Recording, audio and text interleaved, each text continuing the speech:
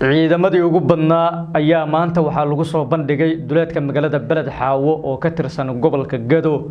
Axmed Maxamed Islaam Axmed Madoobe waxa uu wacd ku maray in saacadaha soo aadan uu gali doono magaalada Beled Xaawo oo ka tirsan gobolka Gado. ciidamadii dawladda federaalka Soomaaliya ee iyagana ku sugnaa gudaha magaaladaasi oo diyaar garow xoogan muujiyay. haddaba maxay tahay tallaabada uu qaadayo Axmed Madoobe iyo sababta uu xilligan markaas u qorsheynayo in uu weeraro magaalada Beled Xaawo oo ka tirsan gobolka Gado. xog faahfaahsan iyo sidoo kale macluumaad arintaas la xiriira ayaan muuqaalkan idinku soo gudbin doonaa ee marka hore soo dhawaada daawadayaal. taariikhdu waxay ku beegan tahay 2 bisha shanaad ee May ee sanadka 2026. haddii aynu ku bilowno ciidamo fara badan ayaa waxaa lagu soo bandhigay duleedka magaalada Beled Xaawo oo ka tirsan gobolka Gado. ciidamadan ayaana waxay yihiin kuwa si weyn loo qalbeeyay isla markaana loo diyaariyay. Jubbaland ayaa waxay u diyaarsan tahay inta aan la gaarin ka hor 15 May in ay weerar culus oo dhowr jiha ah ay ku qaado magaalada Beled Xaawo oo ka tirsan gobolka Gado, taasoo ay dawladda federaalka Soomaaliya ay dhawaan ay qorsheynayso in ay doorashooyin ay ka qabato. Jubbaland waxay ku jirtaa diyaar garowgii ugu dambeeyay. waxay weerar culus ay ku qaadaysaa Beled Xaawo, waxay isku dibridaysaa ciidamo fara badan, waxaana ciidamadan lagu soo bandhigay duleedka magaalada Beled Xaawo oo ka tirsan gobolka Gado. saraakiisha hogaaminaysa ciidamadan oo warbaahinta la hadlay waxay wacd ku mareen in aysan marnaba dib ugu laaban doonin isla markaana qorshahoodu iyo hadafkoodu ugu weyn uu yahay in ay galaan gudaha magaalada Beled Xaawo oo ka tirsan gobolka Gado. madaxweynaha dawlad goboleedka Jubbaland Axmed Maxamed Islaam Axmed Madoobe ayaana ciidamadan si weyn ula dardaarmay isla markaana waxa uu tilmaamay in ay muhiim ay tahay in aysan marnaba dib u laabanin oo ay markaasi si weyn ula dagaalamaan ciidamada dawladda federaalka ee Soomaaliya ee iyaga ku sugan gudaha magaalada Beled Xaawo oo ka tirsan gobolka Gado. isku dubridan iyo sidoo kale diyaar garowga xoogan ee xilligan muuqdo ayaana waxa uu yahay mid si weyn looga soo shaqeeyay isla markaana Axmed Madoobe waa toddobaadkii labaad oo duleedka magaalada Beled Xaawo uu ku soo bandhigo ciidamadan isla markaana uu ku dhawaaqo inay u diyaar garoobaan dagaal guud oo ay la galaan dawladda federaalka ee Soomaaliya. dawladda dhexe ee Soomaaliya oo iyada ka wareyshay macluumaadka la xiriira in weeraro culus ay ku soo wajahan yihiin isla markaana abaabulkii ugu dambeeyay oo xilligan uu socdo ayaa iyadana waxay durbaba ay bilowday in ay u diyaar garowdo sidii ugu hortagi lahayd wada kasto iyo abaabul kasto markaasi Axmed Madoobe uu sameeyo iyo weerar kasto uu ku soo qaado ciidamada markaasi ee ka tirsan kuwa dawladda federaalka ee Soomaaliya ee xilligan iyaga ku sugan duleedka magaalada Beled Xaawo iyo sidoo kale ciidanka dawladda federaalka Soomaaliya ee iyagana markaasi ku sugan gudaha magaalada Beled Xaawo. diyaar garowga isku dibridida iyo abaabulka ciidan ayaana waxa uu yahay mid si weyn looga soo shaqeeyay isla markaana waxa muuqato in xaalku uusan ahayn sidii hore oo durbaba waxa laga dareemi karaa in ciidamada Jubbaland iyo sidoo kale kuwa kale ee iyagana taabacsan dawladda federaalka Soomaaliya ee iska soo horjeeda in ay xilligan markaasi isku hor fadhiyaan gudaha iyo sidoo kale duleedka magaalada Beled Xaawo. madaxweynaha dawlad goboleedka Jubbaland Axmed Maxamed Islaam Axmed Madoobe waxa uu isagu u diidan yahay doorasho uusan isaga raali ka ahayn in lagu qabto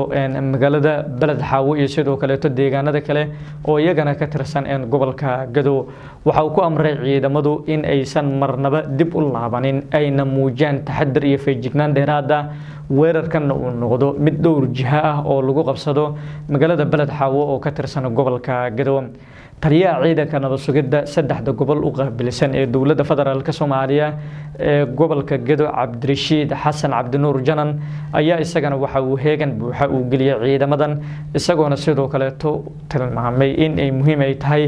in ay diyaar garoobaan isla markaana weerarka ka soo wajahan dhinaca dawlad goboleedka Jubbaland u diyaar garoobaan sidii ay isaga difaaci lahaayeen. madaxweynaha dawlad goboleedka Jubbaland Axmed Maxamed Islaam Axmed Madoobe waxa uu ciidamadu u amray in aysan marnaba dib u laabanin oo dhiiranaandooda hadafkooda iyo sidoo kale abaabulkoodaba uu noqdo midkii ay kula dagaalami lahaayeen cid kasta oo isku daydo in ay markaasi weerar ay ku qaado dawlad goboleedka Jubbaland. Axmed Maxamed Islaam Axmed Madoobe ayaana xogta aynu helayno waxay tilmaamaysaa in uu isaga markaasi uu tilmaamay in uu dejinayo xeelada iyo sidoo kale istiraatiijiyada dhabta waxa uu sidoo kale Axmed Madoobe uu yahay siyaasi markaasi si weyn u yaqaan xeelada dagaalka waa nin jabhad ah oo in muddo markaasi ka soo dagaalamay qaybo badan oo kamid ah gobolada koonfurta Soomaaliya isla markaana ka soo qayb noqday jabhadii maleeshiyadii kala duwan ee ka dagaalamay qaybo kamid ah koonfurta Soomaaliya dhowr jeer oo kala duwan waa nin markaasi ku dhaawacmay isla markaana yaqaan xeelada tabta iyo sidoo kale qaabka markaasi loola dagaalami doono ama loola dagaalami karo cid kasto cadow ku ah dowlad goboleedka Jubbaland iyo sidoo kale naftiisaba waxa muuqato in xilligan markaasi uu amarkii ugu dambeeyay uu bixiyay taasoo la xiriirta in aanan dib loo laabanin oo ay xaaladdu ay noqoto mid lagula dagaalami lahaa dowladda federaalka ee Soomaaliya madaxweyne Axmed Maxamed Islaam Axmed Madoobe waxa uu hore u dejiyay shaxdii qariidadii iyo qaabkii markaasi lagula dagaalamay ciidamadii ka tirsanaa kuwa dowladda federaalka ee Soomaaliya kuwaas oo iyaga hore ugu sugnaa magaalada Raaskambooni oo ka tirsan gobolka Jubbada Hoose dowladda federaalka ee Soomaaliya ayaa dabayaaqadii sanadkii 2024 xilligaas oo Axmed Madoobe uu doorasho ku qabsaday magaalada Kismaayo ee xarunta ku meel gaarka ee maamul goboleedka Jubbaland waxay qorsheynaysaa oo ay diyaarinaysaa inay weerar ay ku qaado isla markaana ay halkaasi ay kala wareegto madaxweyne Axmed Maxamed Islaam Axmed Madoobe laakiin Axmed Madoobe isagoo arintaas ogaa isla markaana yaqaano xeelada iyo qaabka markaasi lagula dagaalami karo dowladda federaalka ee Soomaaliya ayaana xilligaasi waxa uu markaasi u qaaday talaabada iyo sidoo kale doorka la xiriira in uu dowladda federaalka Soomaaliya ciidamadeeda uu ugu tago magaalada Raaskambooni ee gobolka Jubbada Hoose xilligaasi dagaal adag oo qaraar ayaana sidoo kale halkaas ka dhacay ugu dambeyntii Axmed Madoobe waxa uu ka guuleysay ciidamadii ka tirsanaa dowladda federaalka Soomaaliya isagoona saacado kooban gudahood magaalada Raaskambooni kula wareegay isla markaana soo afjaray ciidamadii kale iyagana ka tirsanaa kuwa dowladda federaalka ee Soomaaliya hadda waxay markana u muuqataa in uu diyaarinayo qorshihii iyo istiraatiijiyadii iyo xeeladii markaasi uu kula wareegi lahaa magaalada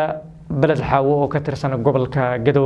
laakiin dowladda federaalka ee Soomaaliya iyada qorshaheedu ugu weyn iyo ujeedadoodu waxay markan ay tahay in ay weerar culus ay ku qaado ama waxay tahay in ay doorasho ay markaasi ku qabato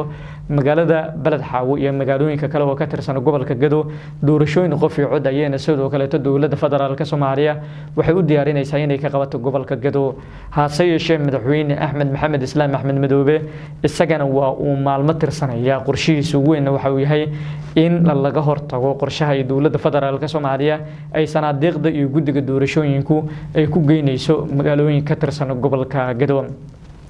madaxweyne Axmed Maxamed Islaam Axmed Madoobe qorshihiisa iyo hadafkiisa ugu weyn ayaana xilligan waxa uu yahay in uu gabi ahaanba markaasi uu soo afjaro wada kasta iyo sidoo kale qorshe kasto oo ay dowladda federaalka Soomaaliya ay ku doonayso in hadafteeda iyo doorashadeedu ay markaasi ugu qabato gobolka Gedo asiga ujeedadiisa ugu weyn iyo hadafkiisa waxa uu yahay in uu gabi ahaanba markaasi u carqaladeeyo inta aan la gaarin 15 May haddaba waxyaabaha ka soo kordha abaabulka Axmed Madoobe iyo weerarka uu ku qaadayo magaalada Balad Xaawo wararkeena dambe ayaan isku wadaagi doonaa